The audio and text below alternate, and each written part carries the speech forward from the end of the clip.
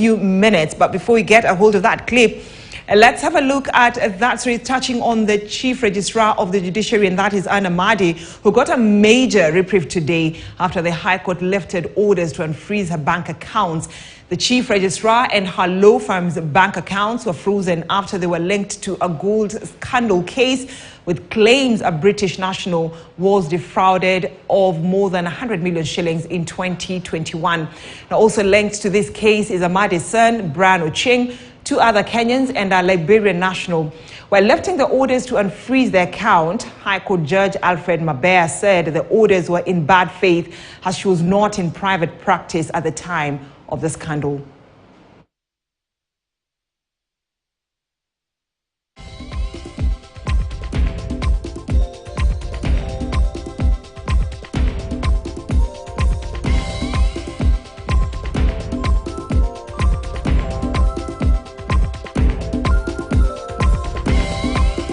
Prove in this case in the normal manner and execute its judgments as per the law provided.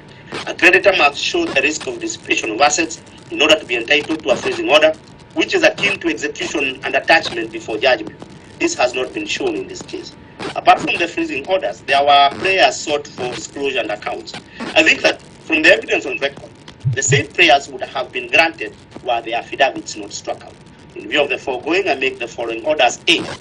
The verifying affidavit of the plaintiff is hereby struck out. B.